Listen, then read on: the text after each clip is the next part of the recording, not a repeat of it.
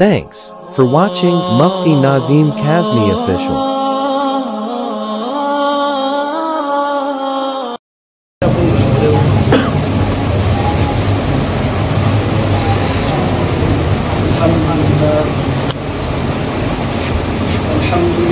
نحمده ونستعينه ونستغفره ونؤمن به ونتوكل عليه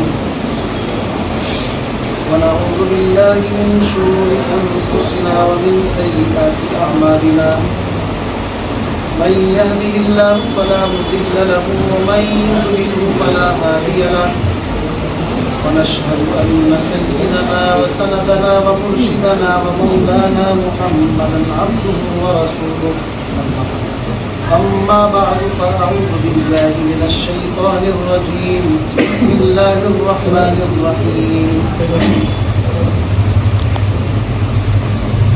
إنا عرضنا الأمانة على السماوات والأرض والجبال فأبين أن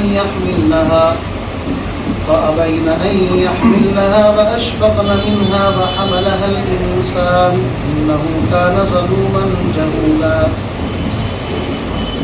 صدق الله العظيم. وقال النبي صلى الله تعالى عليه وسلم من قرأ القرآن وحفظه وعمله أدخله الله الجنة وشفعه في 10 من أهل بيته كلهم قد استوجب النار أو كما قال النبي صلى الله عليه وسلم.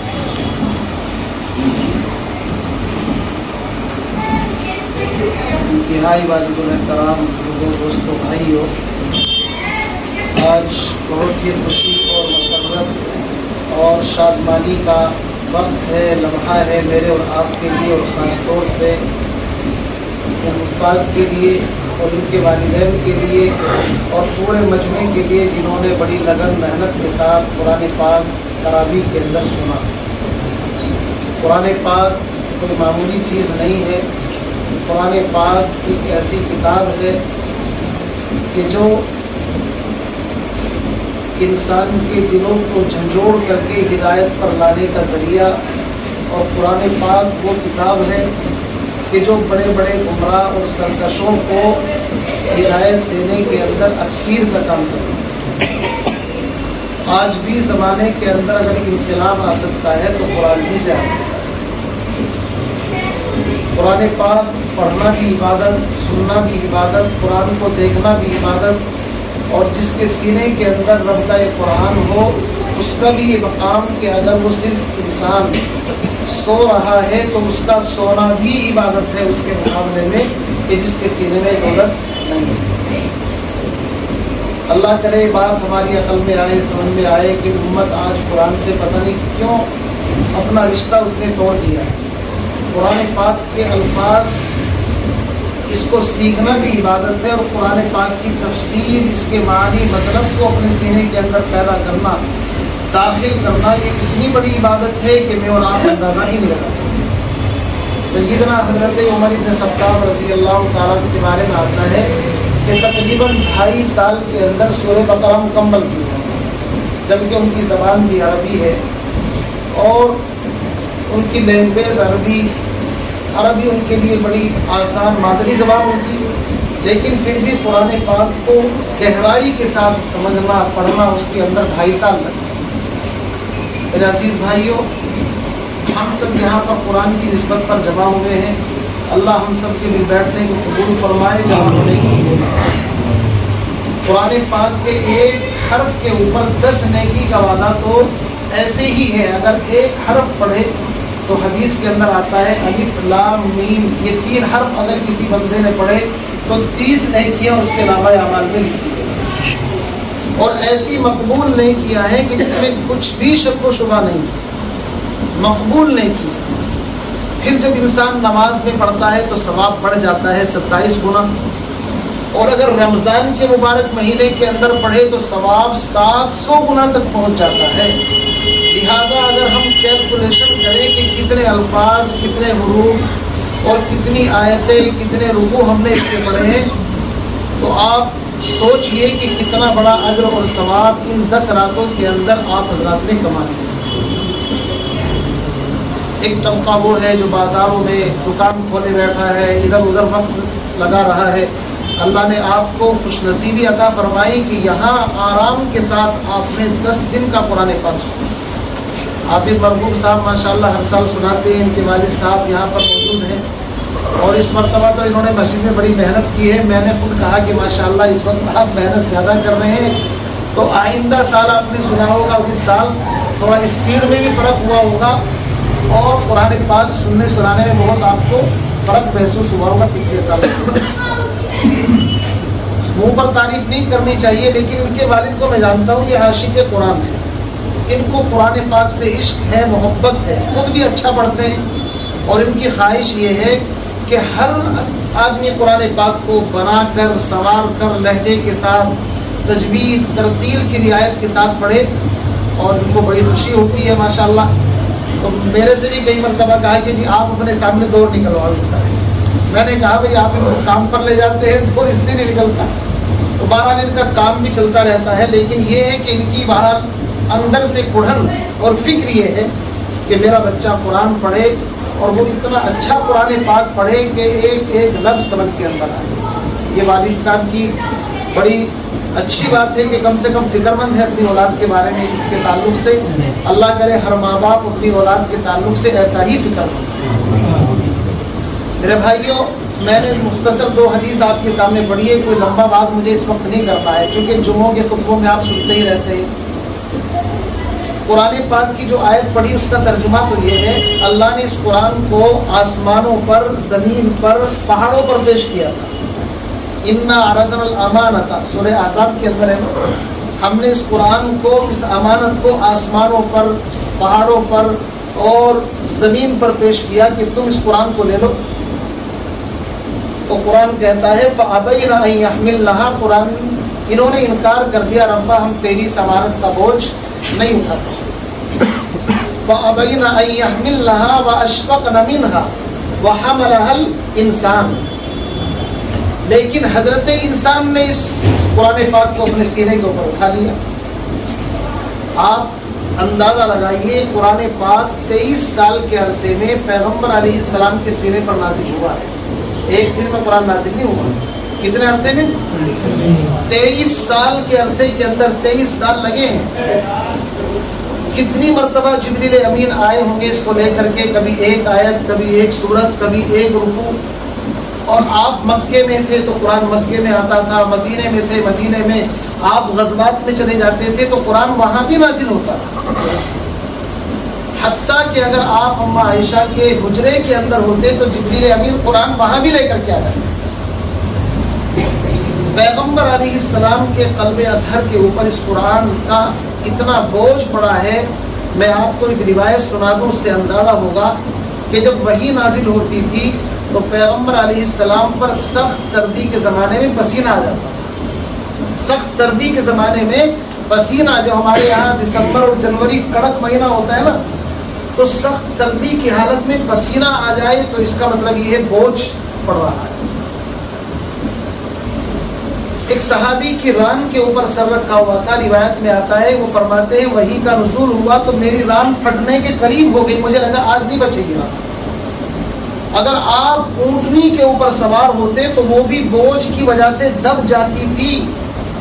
یہ قرآن پاک کی عظمت ہے بھائی صاحب۔ حافظ قرآن کتنا بھی اچھا یاد ہو، کتنا بھی پکا یاد ہو، جب وہ قرآن پاک جب تک تراویح میں فارغ نہیں ہو جاتا، ایسا لگتا ہے جیسے پلسرات کی بٹیا کے اوپر چل رہا، چاہے کتنا بھی شاندار یاد ہو۔ وجہ اس کی یہ ہے کہ قرآن پاک کی عظمت کا بوجھ ہوتا ہے انسان کے سینے کے اوپر۔ یہ قرآن پاک کا معجزہ ہے، کیونکہ ایسی کتاب ہے خدا کی قسم، کتنی مرتبہ پڑھ لو کبھی اکتاتا نہیں اس سے آدمی۔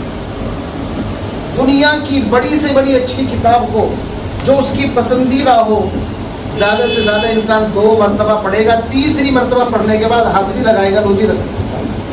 لیکن قرآن پاک کا معجزہ ہے، 1 مرتبہ پڑھو وہی مزہ، 2 مرتبہ پڑھو اس سے زیادہ مزہ، تیسری مرتبہ پڑھو اس سے زیادہ مزہ، جتنا زیادہ پڑھتے جاؤ گے قرآن کا مزہ اتنا ہی زیادہ بڑھتا جائے گا۔ یہ قرآن کا معجزہ ہے، اور قرآن کہتے ہی اس چیز کو ہے جس کو بار بار پڑھا جائے۔ قرآن کا مطلب کیا ہے؟ بار بار پڑھی جانے والی چیز، بار بار پڑھی جانے والی کتاب، دنیا کی کوئی کتاب وہ پڑھ کر کے بند کرے گا، لیکن قرآن کا اصول بھی آپ نے سنا ہوگا۔ سورہ ناس کے بعد حافظ صاحب نے کہاں سے شروع کیا؟ الف لام میم سے، پھر شروع کر کے ام المؤمنون پر چھوڑا ہے۔ کیوں؟ اس لیے کہ قرآن پاک کبھی مکمل ہوتا ہی نہیں۔ تو میں عرض یہ کر رہا تھا کہ اللہ کے نبی علیہ الصلوۃ والسلام کے قلب اطہر پر یہ قرآن نازل ہوا، ساری مشقت اور تکلیف آمنہ کے لال صاحب جمال و کمال محمد عربی نے اپنے سینے کے اوپر اٹھایا، اور قرآن پاک کی تکالیف اٹھانے کے بعد امت کو قرآن آگے دے دیا کہ تمہیں اتنی تکلیف نہیں ہو۔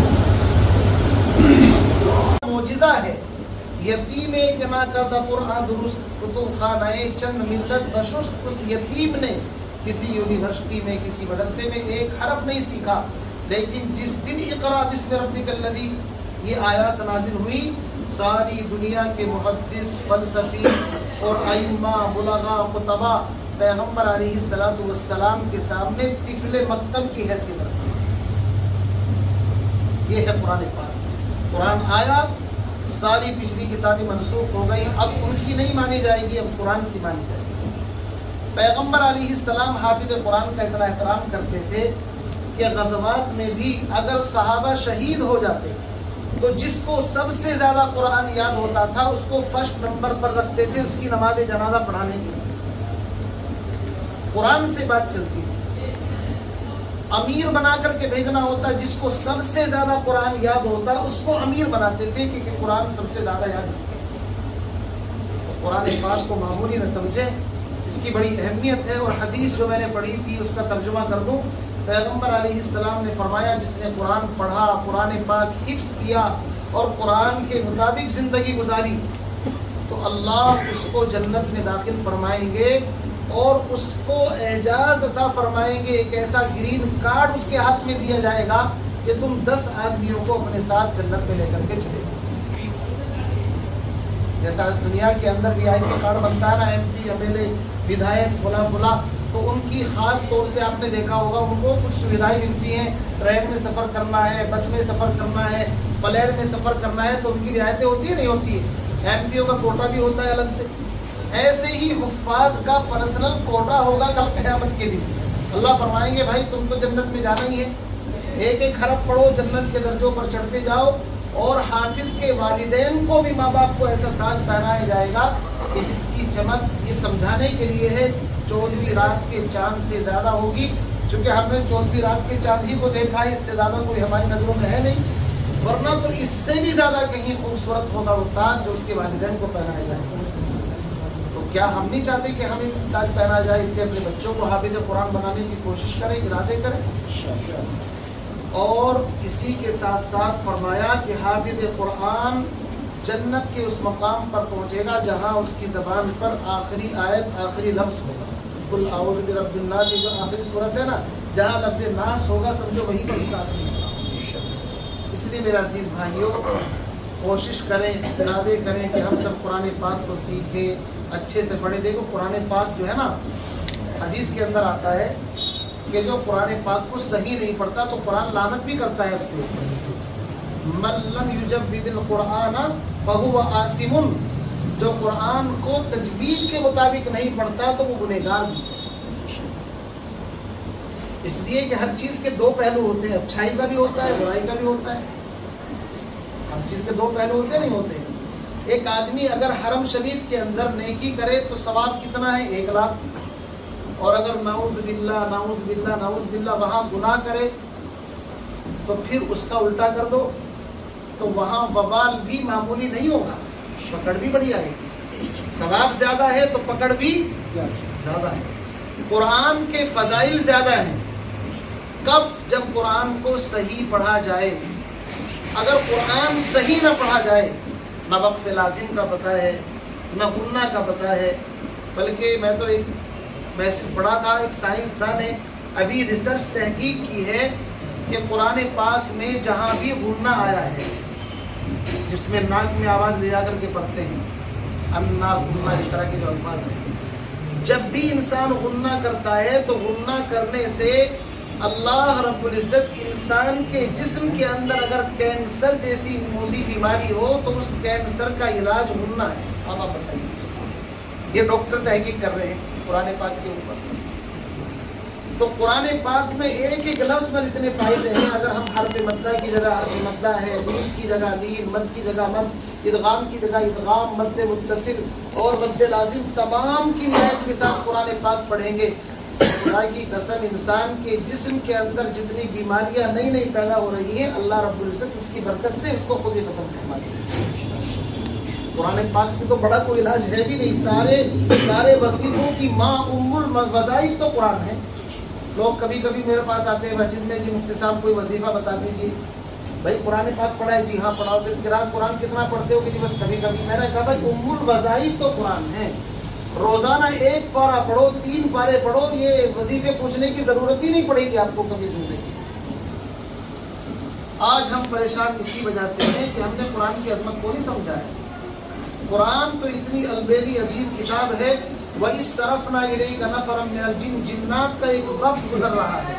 اس نے قرآن کی آواز سنی تو ٹھٹک گئے، کہنے لگے انصتوا، خاموش ہو جاؤ بھائی کچھ پڑھا جا رہا ہے. جب قرآن سنا تو اپنے تاثرات کا اظہار کیا اور کہنے لگے یا قومنا انا سمعنا کتابا انزل من بعد موسیٰ، ہم نے ایک ایسی کتاب سنی ہے جو یا تو موسیٰ کے اوپر نازل ہوئی تھی، یعنی نبیوں کا حوالہ دیا چونکہ وہ بھی آسمانی کتابیں تھی، قرآن بھی آسمانی کتاب ہے، تو انہوں نے اس کا کنیکشن خود بخود وہاں سے جوڑا اور اپنی قوم کو جا کر کے وَلَّوْا إِلَىٰ قَوْمِهِمْ مُنذِرِينَ، اپنی قوم کو جا کر کے اس کی دعوت دی کہ لوگوں قرآن پڑھو.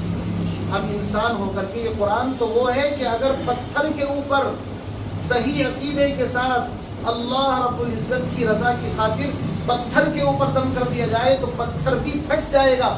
یہ قرآن وہ طاقت رکھتا ہے.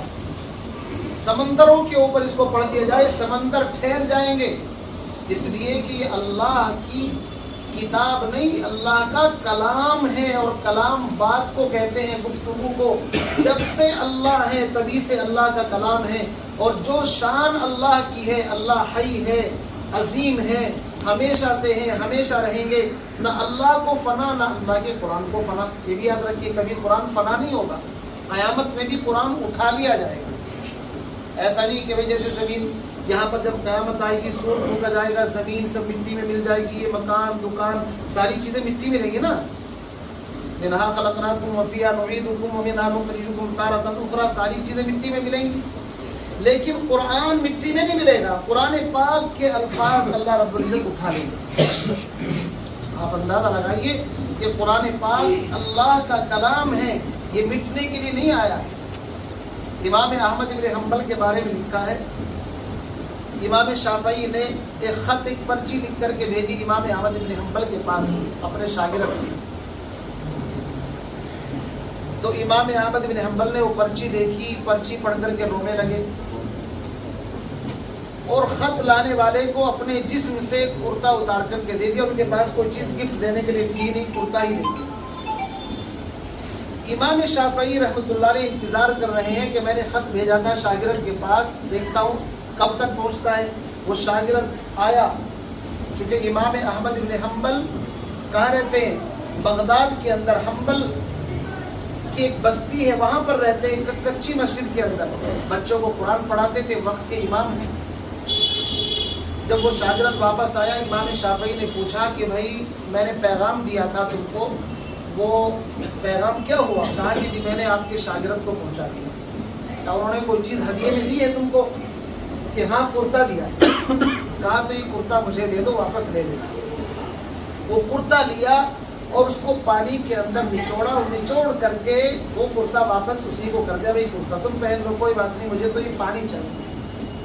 شاگرد حیران، بات سمجھ میں نہیں آ رہی کہ مسئلہ کیا ہے. مسئلہ یہ تھا کہ امام احمد بن حنبل کی زندگی میں ایک امتحان آنے والا تھا. اس امتحان کی بشارت کہہ لیجیے یا اس امتحان کے متعلق امام شافعی نے ان کو آگاہ کیا تھا کہ دیکھو تمہارا ایک بہت سخت امتحان آنے والا ہے. وقت کی جو طاقتیں ہیں، حکومتیں، وہ معتزلہ فرقے سے اس طریقے سے وہ ہو گئی تھی متاثر اور معتزلہ کا عقیدہ یہ تھا کہ قرآن اللہ کا کلام نہیں ہے، قرآن بھی مخلوق ہے، وہ یہ کہتے ہیں۔ تو بادشاہ نے امام احمد بن حنبل کے اوپر سختی کی، کوڑے لگوائے، اتنی پٹائی کی کہ اگر وہ ہاتھی پر کوڑے مارے جاتے تو ہاتھی بھی نکل جاتی، لیکن وہ تنے تنہا ڈٹے رہے کہ نہیں، قرآن اللہ کا کلام ہے، مخلوق نہیں ہے۔ واقعہ تو لمبا ہے لیکن میں اس کو شارٹ کٹ میں آپ کے سامنے رکھ رہا ہوں۔ تو اپنے شاگرد کو انہوں نے خبردار کیا کہ دیکھو اپنے موقف پر جمے رہنا، اللہ کے یہاں تمہارا اس کا اجر اور بڑا ثواب تم کو ملے گا۔ چنانچہ امام احمد بن حنبل اپنے موقف پر ڈٹے رہے، جیل میں ڈال دیا، نظر بند کر دیا، ساری تکلیفوں سے ان کو گزارا گیا۔ ساری تکلیفوں سے گزرنے کے بعد بھی وقت کے امام، ایک روایت میں تو جو مورخین نے لکھی ہے، ان کو کوڑے مارے جا رہے تھے تو ان کا ازار بند جو تھا وہ ٹوٹ گیا۔ اب آپ بتائیے اگر ازار بند ٹوٹے گا تو سطر کھل جائے گا۔ فوراً آسمان کی طرف نگاہ کی امام احمد بن حنبل نے، یا اللہ اب تک مسئلہ میرا تھا، مجھے کوئی پرواہ نہیں اپنی جان کی، لیکن عزت کی حفاظت کرنے والا تو ہے۔